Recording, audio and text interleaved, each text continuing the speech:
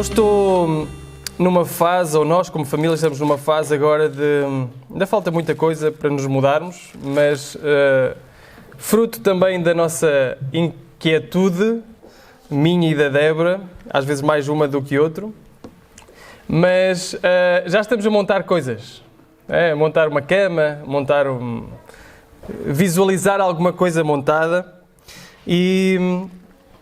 E para quem não sabe, para quem nunca montou coisas comigo, eu sou um bocado chato a montar coisas. Um bocado é um eufemismo.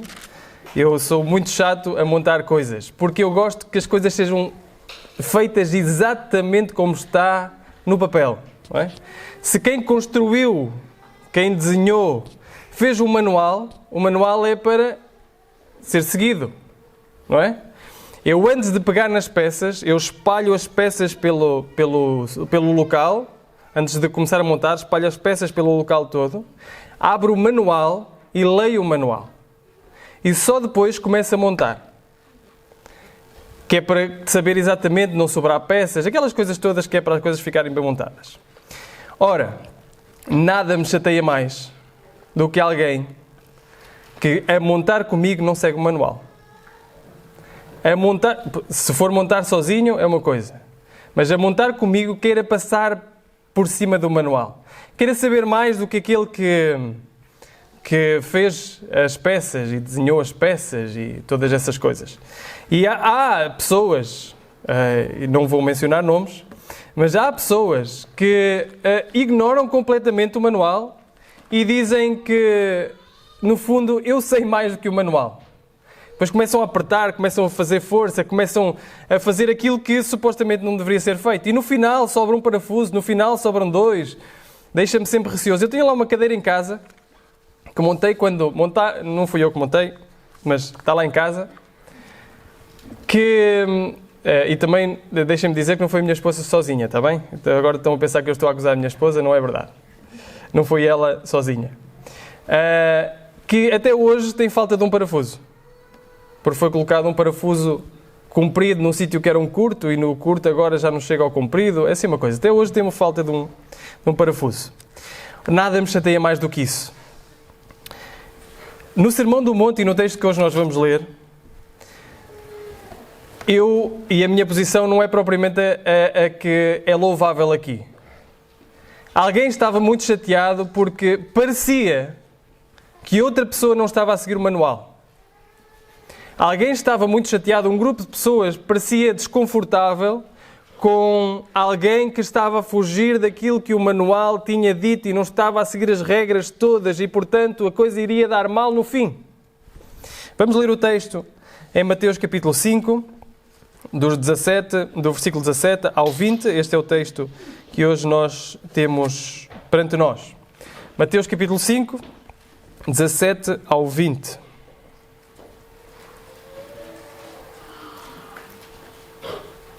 Diz assim a palavra do Senhor.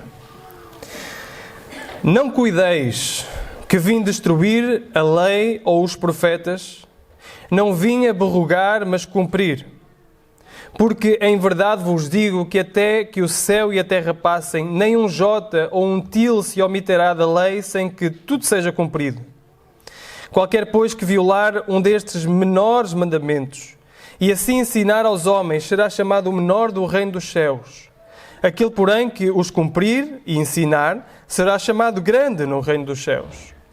Porque vos digo que se a vossa justiça não exceder a dos escribas e fariseus, de modo nenhum entrareis no reino dos céus. Até aqui a palavra do Senhor. O nosso contexto começa lá no capítulo 4, versículo 23, quando diz: E percorria Jesus toda a Galileia, ensinando nas suas sinagogas, pregando o Evangelho do Reino e curando todas as enfermidades e moléstias entre o povo. E a sua fama correu por toda a Síria. Traziam-lhe todos os que padeciam, acometidos de várias enfermidades e tormentos, os endemoniados, os lunáticos, os paralíticos, e ele os curava. E seguiu uma grande multidão da Galileia, de Decápolis, de Jerusalém, da Judeia, de além do Jordão. Jesus, vendo a multidão, subiu ao monte, assentou-se, aproximaram-se dele os seus discípulos e, abrindo a sua boca, os ensinava. Jesus está a ensinar uma multidão de discípulos, uma multidão de pessoas que se juntaram à volta dele por causa de milagres, por causa da cura de endemoniados, por causa daquilo que nós vimos no versículo 23, de pregar o Evangelho do Reino. A fama correu e multidões se juntaram. E essas grandes multidões reuniram-se para ouvir Jesus falar e Jesus começou a falar. Mas começou a falar coisas esquisitas, como nós já vimos. Começou a falar que aqueles que choravam eram os felizes. Começou a falar que aqueles que tinham fome e sede de justiça é que eram aqueles bem-aventurados. Começou a falar que aqueles que eram misericordiosos, aqueles que eram pacificadores, aqueles que normalmente são marginalizados pela sociedade, eram os bem-aventurados, eram os felizes e tinham promessas para eles. São coisas esquisitas. Então eles veem tudo a acontecer, veem milagres a acontecer, veem o Evangelho do Reino a ser pregado, veem Jesus a falar de uma forma que é totalmente diferente daquela que tinha vindo a ser falada até então. Então eles pensaram, este talvez venha, um grupo de pessoas pode ter pensado, este talvez venha para dizimar todo o sistema religioso judaico. Este não está a seguir as regras. Este não está a seguir o manual. A coisa vai dar mal. No final, a construção vai ficar fragilizada. Portanto, este homem está a destruir aquilo que é a lei. Jesus, no fundo, está a declarar a sua própria autoridade. Veremos isso nos próximos domingos, se Deus quiser. Ele diz assim, ouviste o que foi dito aos antigos? Eu, porém, vos digo. Ouviste o que foi dito? Eu, porém, vos digo. As 6 antíteses que nós iremos ver nos próximos, até ao final do capítulo 5. E no final mesmo do sermão, o que nós vemos é a multidão maravilhada com aquilo que Jesus disse. Diz o versículo 28 do capítulo 7. E aconteceu que, concluindo Jesus este discurso, a multidão se admirou da sua doutrina, porquanto os ensinava com autoridade e não como os escribas. Jesus ensinava com autoridade. Ele, muitas vezes, na sua própria vida, nem sequer se importava com as regras que os judeus, ou que os fariseus e os escribas colocavam. Jesus não se importava com essa, ou tanto como os fariseus e escribas, ou com o lavar das mãos. Jesus comia com pecadores. Jesus fazia coisas, escolhia espigas ao sábado, fazia coisas ao sábado. Jesus fazia coisas que deixava dúvida na cabeça daqueles que o ouviam de que ele talvez venha para destruir aquilo que é o manual que nós temos. Ele talvez venha para destruir aquilo que é o nosso sistema religioso judaico. Então havia uma tensão óbvia, havia uma preocupação óbvia. E a tudo isto, Jesus responde nestes versículos que nós vemos. Esta passagem tem muita relação connosco. Como é que é o nosso relacionamento com a lei de Deus? Como é que deve ser o nosso relacionamento com a lei de Deus? Como é que Jesus olhou para aquilo que é a lei e os profetas, para o Antigo Testamento? Como é que Jesus olhou para as Escrituras? Qual é o nosso relacionamento? Devemos fazer um sacrifício, fazer sacrifícios hoje? Devemos observar as leis que estão no Antigo Testamento? Todas? Alguém aqui já fez o almoço? Alguém aqui fez arroz de marisco ou está para fazer arroz de marisco? Pode comer arroz de marisco? Vai? Comer arroz de marisco? Pode? A nossa irmã Irene pode comer arroz de marisco ou não? Se fosse um judeu, não é? O judeu, no sistema religioso judaico, nas leis, não poderia. Então, o que é que Jesus está aqui a dizer acerca das leis do Antigo Testamento? Nós vamos ver 3 coisas nestes versículos. Primeiro, a importância da lei. Segundo, o padrão da lei. E terceiro, o cumprimento da lei. Então, a importância da lei. Jesus diz isso no versículo 17. Não cuideis que vim destruir. 2 vezes a palavra aparece. Destruir. Outras traduções, na minha tem não vim abrogar. Outras traduções dizem não vim destruir. Jesus diz 2 vezes que não veio destruir a lei e os profetas, ou os profetas. Jesus não veio destruir. Jesus veio cumprir. Mais tarde veremos o que é isso. Mas Jesus não veio destruir. No versículo 18 ele até diz assim: porque em verdade vos digo que até que o céu e a terra passem, nem um J ou um til, isto são traduções para as mais pequenas letras no alfabeto hebraico e no alfabeto grego, como se fosse até os nossos tracinhos, não é? Com o que nós usamos na nossa linguagem. Nada disso passará. Se omitirá da lei, passará, até que seja tudo cumprido. Em verdade vos digo que o céu e a terra passem, até que o céu e a terra passem. A pergunta é, o céu e a terra passaram? Aparentemente ainda cá estão. Ainda cá estão. Portanto, Jesus estava a dizer que tudo seria cumprido. E a Escritura é importante até ao ponto que até que o céu e a terra passem, até que os séculos se fechem, tudo será cumprido. Tudo é importante. Tudo é importante. Isto levanta muitas perguntas, como disse, não é? Porque existem leis que nós não seguimos. Já falámos da comida, leis de vestimenta, leis sobre os sábados, leis das mais variadas que nós não seguimos. Então, como é que nós podemos reconciliar isso? A primeira delas é que, a primeira coisa que nós devemos notar é que se Jesus estava confortável com isso, nós também devemos estar confortáveis. É a primeira coisa. Jesus estava confortável a lidar com esta tensão.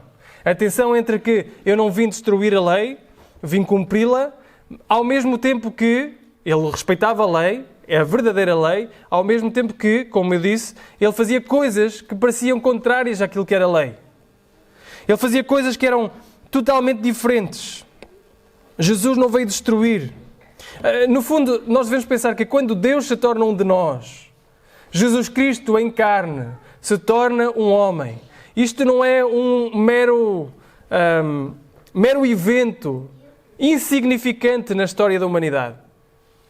É um evento significativo e isso torna coisas diferentes, como Jesus nos vai dizer.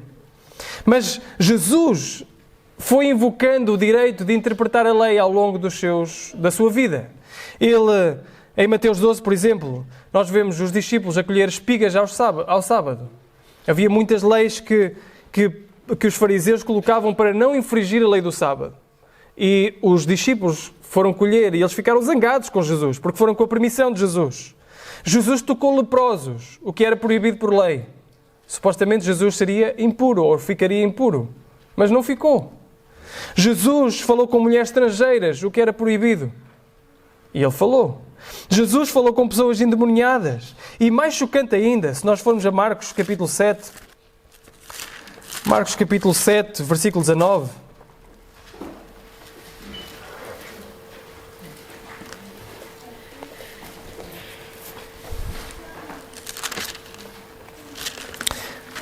Jesus está aqui num debate e ele diz assim: porque não entra no seu coração, mas do ventre, e é lançado fora, ficando impuro de todas as coisas. O que sai do homem, isso é o que contamina o homem. Porque do interior do coração dos homens saem os maus pensamentos, os adultérios, as prostituições, os homicídios, os furtos, a avareza, as maldades, o engano, a dissolução, a inveja, a blasfémia, a soberba, a loucura. Todos estes males procedem de dentro e contaminam o homem. O que Jesus está aqui a falar acerca da comida e acerca daquilo que entra e daquilo que sai, é que não é o que entra na boca que contamina o homem, é aquilo que sai da boca que contamina o homem. Jesus estava a falar sobre alimentos e aqueles que eram alimentos impuros, ele diz assim, olha, não são os alimentos impuros que contaminam, é aquilo que sai de dentro que contamina. Aquilo que está nos lábios que contamina. Então Jesus começa a falar de uma forma que os alimentos afinal são puros, todos puros. O que é que acontece aqui? John Stott diz o seguinte: a atitude de Jesus para com o Velho Testamento não foi de destruição e descontinuidade, mas antes de continuidade construtiva, orgânica. Portanto, temos que concluir que vivemos no versículo 18, que quando Jesus diz que nenhuma parte da lei passaria. Nem um jota, nem um til, nem a pequena parte passaria até que os céus e a terra passem. Ele não estava a falar sobre toda e qualquer lei. E nós iremos ver no final acerca disso um pouco mais. Jesus estava a falar de algo muito diferente. Portanto, Mateus capítulo 5, voltando à nossa passagem, Jesus diz que a lei é importante, ele não veio destruir. Jesus diz que a lei permanecerá até que os séculos sejam destruídos. É importante, continua a ser importante. Mas a conclusão do versículo 19, a aplicação daquilo que Jesus diz, é de muita importância para nós. Ele diz assim, versículo 19: qualquer, pois, que violar um destes menores mandamentos e assim ensinar aos homens, será chamado o menor do reino dos céus. Aquele, porém, que as cumprir e ensinar será chamado o grande no reino dos céus. Há aqui duas pessoas. Há aquele que é o menor no reino dos céus e aquele que é o maior no reino dos céus. Vamos fazer uma pausa aqui e assumir que todos nós achamos que deveríamos buscar ser o maior no reino dos céus. Correto? Às vezes a coisa inverte-se. Queremos ser os maiores aqui e somos os menores lá. O nosso desejo é com coisas eternas. O nosso olhar está nos céus. A nossa aspiração está nos céus, no reino dos céus. E o que Jesus diz é assim: tu queres ser maior no reino dos céus? Então tu deves obedecer. Tu deves ensinar a obedecer. É isso que Jesus diz. A lei é importante, ela permanece e tem uma implicação na nossa vida. Nós devemos buscar obediência. Devemos buscar. A desobediência aos mandamentos de Deus é uma marca de um discípulo fraco. Nós devemos buscar obediência. Se nós relaxarmos, nem que seja no menor dos mandamentos, seremos considerados os menores no reino dos céus. O que quer que digamos com as nossas bocas, o que quer que digamos e prefiramos a cantar, que amamos o Senhor, que o nosso fogo ele exala louvores a Deus, o que quer que isso seja, se não for acompanhado de obediência, não vale de nada. Devemos obedecer. Jesus diz isso vezes em conta, não é? Se me amardes, guardareis o quê? Os meus mandamentos. Jesus, ele liga claramente o amor a Ele, a obediência a Ele. Aquele que ama a Jesus obedece aos seus mandamentos. Aquele que ama a Jesus procura obedecer constantemente na sua vida aqui. E notem o escopo, não é? Qualquer, pois, que violar um destes menores mandamentos, um dos menores. Tantas vezes a nossa obediência centra-se nos grandes mandamentos. Não é? Eu não mato. Eu não furto. Eu não faço coisas assim escandalosas. Nunca adulterei. Mas Jesus vai nos ensinar nos próximos versículos que a obediência aos seus mandamentos vai mais longe. Vai ao coração. Vai à forma como nós nos iramos com os outros. Falamos mal aos outros. Vai à forma como nós olhamos para outras mulheres ou outros homens. Vai à forma como o nosso coração lida com a palavra e com a obediência. É isso que Jesus diz. Nós percebemos, no fundo, eu sei que dizemos muitas vezes que o pecado é todo igual para Deus. E em certa medida é. E em certa medida é. Todo o pecado é uma ofensa para com um Deus santo. Santo, santo. Mas vemos em diversas partes e compreendemos isso também, por exemplo, em Mateus capítulo 23, que existem mandamentos maiores e menores. Não é? Vocês olham por tudo, vocês dizimam tudo. Mateus capítulo 23, nós daqui a pouco vamos lá, até podem deixar uma marca aí. Mateus capítulo 23, diz assim: ai de vós, escribas e fariseus, hipócritas, pois que dais o dízimo de hortelã, do endro, do cominho e desprezais o mais importante da lei, o juízo, a misericórdia e a fé.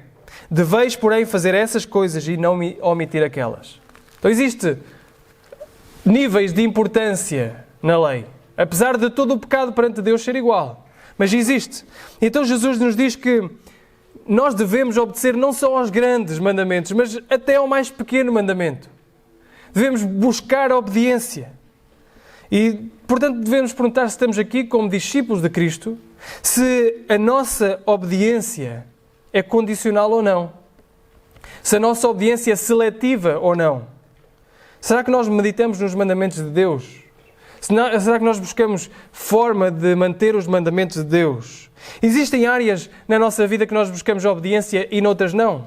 Relativizamos, racionalizamos. Porque afinal, ficar chateado não é assim tão grave como matar. Afinal, falar mal para com os outros não é assim tão grave. Afinal, ser orgulhoso não é assim tão grave. Graves são aqueles pecados piores, que têm feito na vida dos outros. Algo que tira a vida ao outro, ou que rouba alguma coisa ao outro. Não, Jesus diz assim: qualquer que desobedecer ao mais pequeno dos mandamentos será considerado o menor no reino dos céus. Tudo é importante. Tudo é importante. A postura do nosso coração diante dos mandamentos de Deus é um assunto importante. Sabem, eu tenho um amigo com quem gosto muito de falar. E gosto muito da clareza dele. Nós falamos de muitas coisas, inclusive da vida da igreja. E a verdade é que às vezes a vida da igreja, particularmente, de alguns problemas que se passaram na igreja local onde ele está, pode levar muitas vezes a falar com um certo tipo de amargura. E ele é das pessoas com maior clareza que eu conheço. Porque está sempre e constantemente a avaliar o seu coração naquilo que diz. Quando diz alguma coisa que denota alguma amargura ou denota algum disque, que não é útil para aquilo que nós estamos a falar, ele para e diz, é melhor terminar por aqui, creio que nós estamos aí numa direção de amargura. Que clareza, não é? E o nosso primeiro impulso seria, não é assim tão mau. Qual é o problema? Qual é o problema de fundo? Isso afeta alguém? A clareza que ele tem é a clareza que nós também devemos ter. Aqueles pequenos pecados que nós racionalizamos, que nós menosprezamos, que nós deixamos como pecados de estimação, nós devemos tratar deles. Devemos obedecer a tudo. A tudo, seja o maior, seja o menor mandamento. Como disse, nas próximas semanas nós vamos ver isso. Jesus vai falar sobre isso. Vai falar sobre a obediência que vai mais além no nosso coração, mais profundo que o nosso coração. Mas Jesus diz que a nossa resposta aos seus mandamentos, a nossa resposta à palavra de Deus é um assunto importante no reino dos céus. Nós devemos obedecer. Por isso, a lei é importante. A lei é importante. Devemos buscar obedecer ao maior e ao menor mandamento. A primeira qualidade, então, do discípulo é a obediência. A segunda qualidade, que está anexa a essa, diz o quê? É ensino. Aquele que, diz Jesus, aquele que desobedecer e ensinar, ou aquele, porém, que os cumprir e ensinar, será chamado grande no reino dos céus. Este é um princípio que está subjacente à missão que Jesus nos deu no final do capítulo. Lá no final do livro, Jesus, Mateus capítulo 28, 19 e 20, nós conhecemos muito bem, Jesus diz assim, ou 18 ainda, é-me dado todo o poder no céu e na terra, portanto ide e ensinai todas as nações, batizando-os em nome do Pai, do Filho e do Espírito Santo, ensinando-os a guardar todas as coisas que eu vos tenho mandado, e eis que estou convosco todos os dias até à consumação dos séculos. Ide. Parte do que significa ser discípulo não é só obedecer, mas ensinar os outros a obedecer. Não é só falar ou não é só introduzir, não é só viver a alegria de Cristo, mas introduzir os outros à alegria do Cristo. É isso que nós devemos fazer como discípulos. Tu és discípulo de Cristo? Jesus disse, portanto, ide e ensinai. Obedecei. A primeira coisa que nós temos que fazer é obedecer.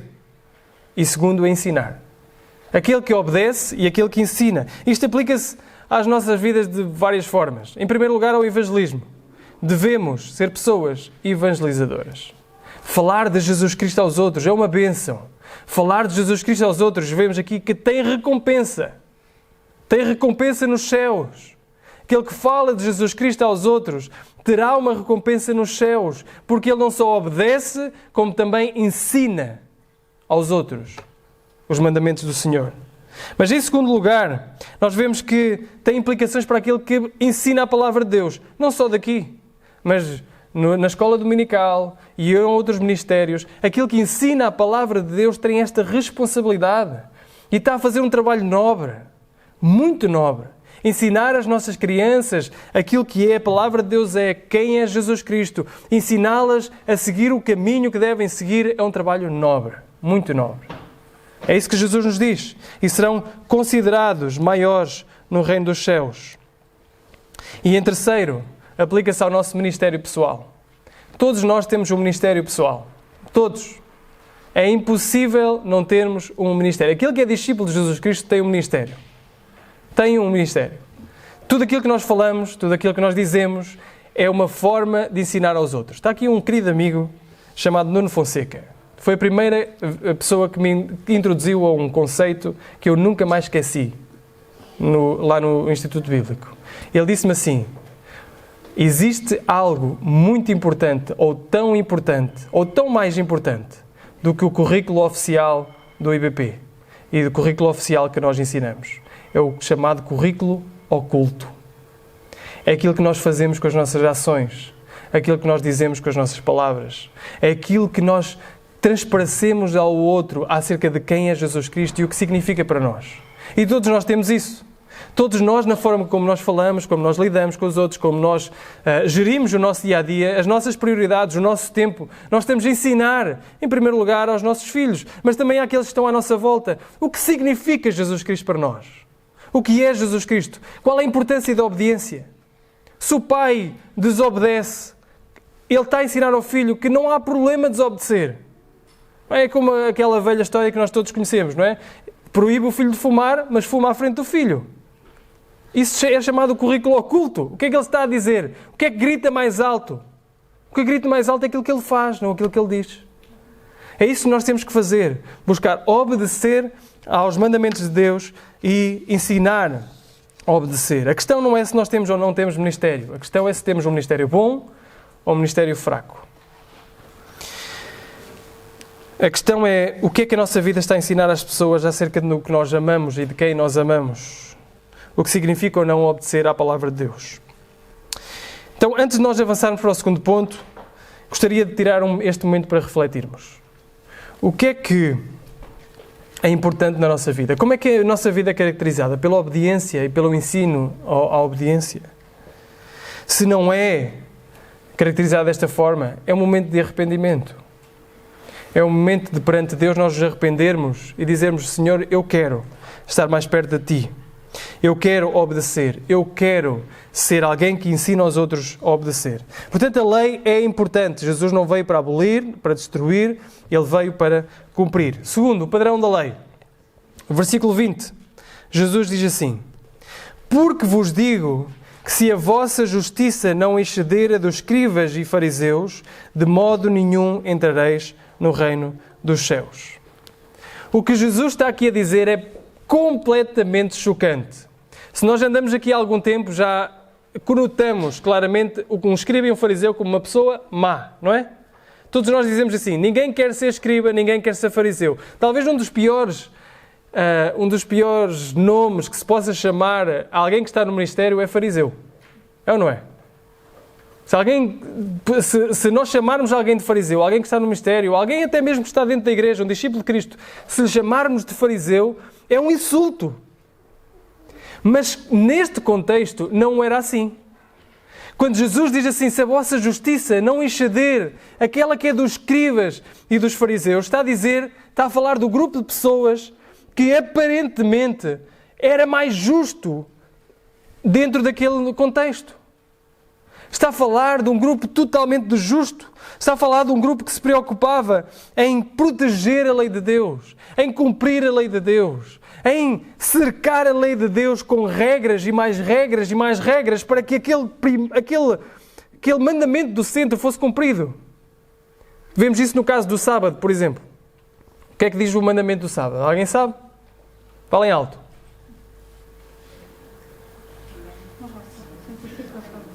Para santificar o sábado, para não trabalhar, para não... Isso era aquilo que era feito. Mas o que é que significa não trabalhar? E agora? Significa, por exemplo, se eu vim de carro não trabalhei, mas quem veio a pé trabalhou? O que é que significa não trabalhar? Não posso fazer o almoço? Não posso... O que é que significa, na verdade, não trabalhar? Então os fariseus ocupavam-se desses pormenores. E fizeram imensas leis para nos dizer, ou dizer àquele contexto, o que é que significava não trabalhar. Portanto, colher espigas era trabalhar, mas fazer isto já não era trabalhar. Andar determinados quilómetros não era trabalhar, mas andar mais 1 quilómetro do que os determinados quilómetros já era trabalhar. Era um grupo que se preocupava e era rigoroso com a lei, com os mandamentos de Deus. Procurava cumprir categoricamente os mandamentos de Deus. Os fariseus eram justos. Eram aqueles que se preocupavam que ninguém desobedecesse à lei. Então, como é que nós poderemos ser mais justos que um grupo que se preocupa com a sua justiça diariamente, a todo o momento? Como é que nós poderemos ser mais justos do que um grupo que fazia do seu dia-a-dia a justiça? Que comia, que bebia, que andava e fazia, que se vestia, tudo isso preocupado com a lei de Deus e com a justiça de Deus, em cumprir os mandamentos. Jesus diz que que nenhum injusto entra no reino dos céus. E só para o caso de nós estarmos a pensar que éramos justos o suficiente, ele compara-nos com o grupo mais justo que existia na época. Sejamos honestos, irmãos, muitos de nós não poderiam chegar perto deste grupo. Muitos de nós não cumpriríamos tão escrupulosamente os mandamentos como os fariseus. Nenhum de nós pode dizer a minha justiça, da mesma forma, excede a justiça destes fariseus. Então o que é que Jesus está aqui a falar? De que forma nós podemos ser mais justos que este grupo? De que forma nós podemos ser mais obedientes aos mandamentos de Deus? Existia uma falha muito, muito grave com estes fariseus. Abram novamente em Mateus capítulo 23.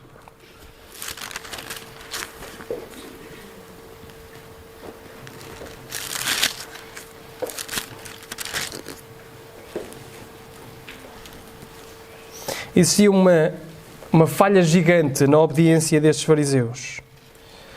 Mateus 23, 25 diz assim: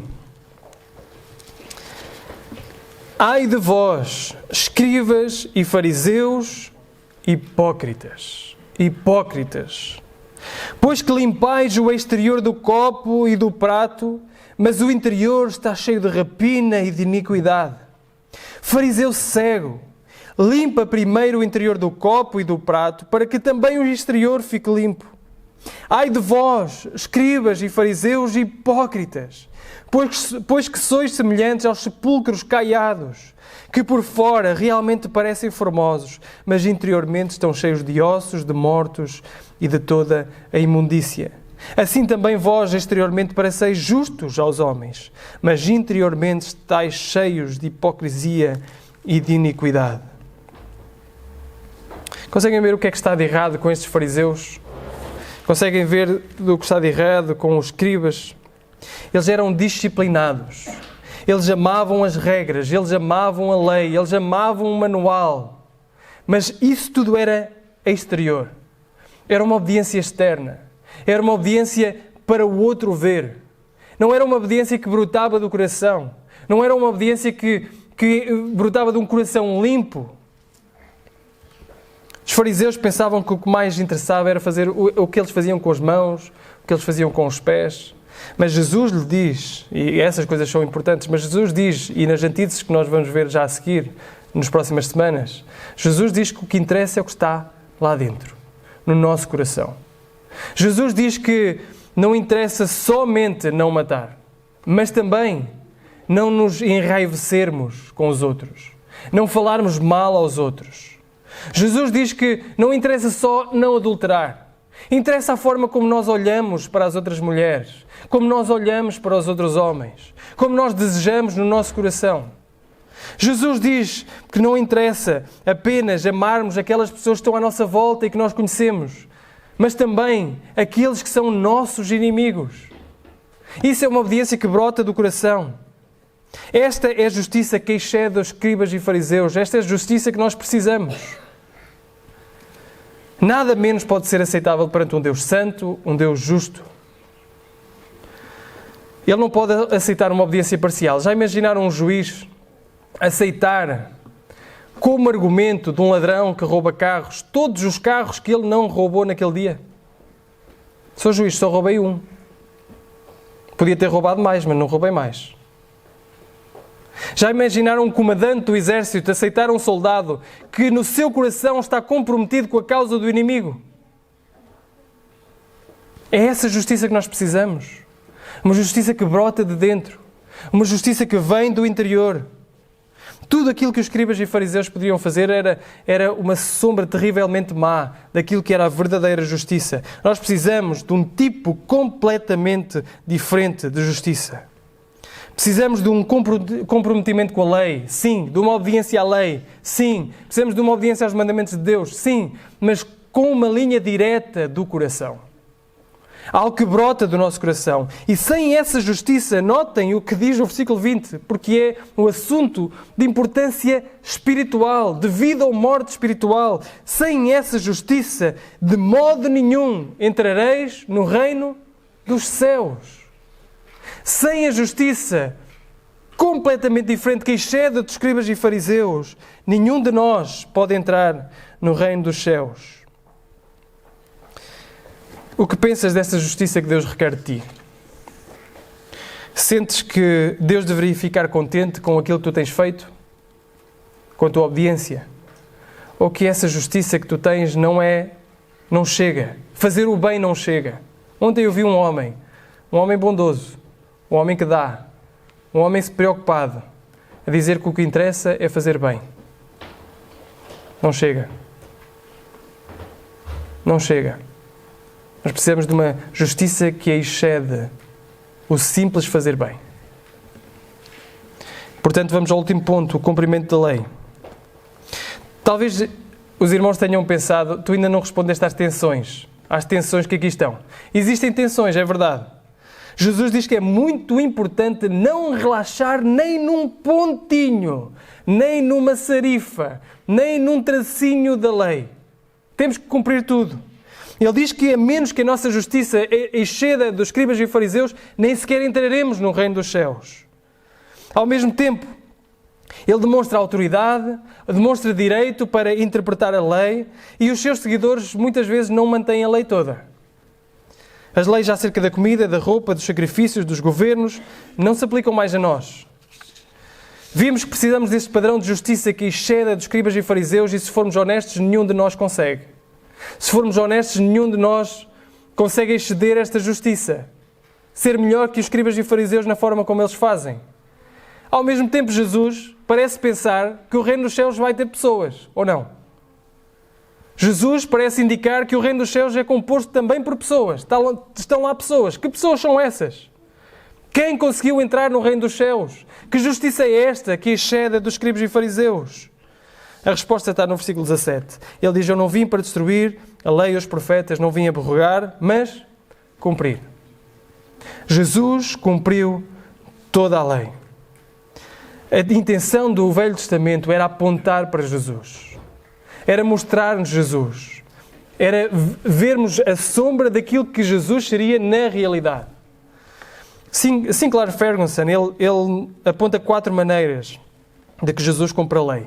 Cumpre a lei no seu ensino. Ele traz o verdadeiro significado da lei. Ele cumpre a lei no seu ensino. Traz a verdadeira espiritualidade da lei. Ele cumpre a lei na sua vida. Jesus era exatamente o oposto daquilo que os fariseus faziam. Jesus dizia que a comida e a bebida dele era o quê? Fazer a vontade do Pai. A sua vida foi perfeita. Ele fez a vontade do Pai em tudo. Em tudo. Uma justiça plena. Terceiro, ele cumpre a lei na sua morte e na ressurreição. Jesus não nos veio mostrar apenas como viver. Jesus veio dar a sua vida por nós. Jesus não veio ignorar a lei. Ele veio sofrer as consequências do incumprimento da lei. Nós somos aqueles que incumprimos a lei, somos aqueles que transgredimos a lei. E éramos nós que devíamos sofrer, mas Ele cumpre sofrendo no nosso lugar, levando o nosso castigo, sofrendo a nossa pena. A boa notícia é que Ele não permaneceu mais morto. Ele ressuscitou e também cumpriu aí a lei de Deus. Ressuscitou ao terceiro dia, vencendo o pecado e a morte. Jesus é o sacrifício perfeito. Nós não fazemos mais sacrifícios porquê? Porque Ele é o sacrifício perfeito. Hebreus nos diz isso. Não fazemos mais sacrifício de bodes, de ovelhas, porque Jesus é o sacrifício para o qual toda a humanidade estava à espera. E por fim, cumpre através dos seus discípulos, nós. Os profetas tinham falado dele, Jesus veio. E lá em Jeremias capítulo 23, versículo 23, diz o quê? Que a lei seria escrita aonde? Nos nossos corações. Nos nossos corações. No poder do Espírito Santo, nós cumprimos a lei. Nós vencemos o pecado. Não para apresentar uma justiça externa, nossa, visível apenas, mas para receber a justiça de Deus, ou recebendo a justiça de Deus, nós podemos cumprir a lei de Deus. Quando experimentamos o amor de Deus, isso nos faz misericordiosos. Quando experimentamos a paz de Deus, isso nos transforma em pacificadores. Leva-nos a chorar o nosso pecado, a ter fome e sede de justiça, dá-nos apetite pela obra de Deus, a obra de Deus que purifica o nosso coração. Portanto, e terminando, se aqui alguém não é seguidor de Jesus esta manhã, tu tens um problema. Tu não és suficientemente bom ou boa para entrar no reino dos céus. Precisas de uma justiça externa a ti. Precisas de uma justiça que não é tua. Precisas da justiça de Cristo. E a única maneira disso acontecer é arrepender-te dos teus pecados e creres em Jesus Cristo. Não existe outra maneira. Ninguém entra no reino dos céus a não ser desta forma. Se fizeres isso, Jesus será a tua justiça, a justiça que precisas. E para aqueles que são seguidores de Cristo, será que temos vivido esta verdade? Que Jesus cumpriu a lei e nos capacita a cumprir a lei. Que é necessário recebermos, é absolutamente necessário recebermos a Jesus, mas uma vida que recebe a Jesus é manifestada por uma vida de obediência aos seus mandamentos e ensino da obediência aos outros. Nunca conseguiremos por nós próprios, mas motivados pelo poder de Jesus, nós conseguiremos. Deixem-me terminar com esta citação do mesmo autor que eu há pouco disse. Usa uma ilustração. Alguém aqui andou numa locomotiva a vapor já? Já?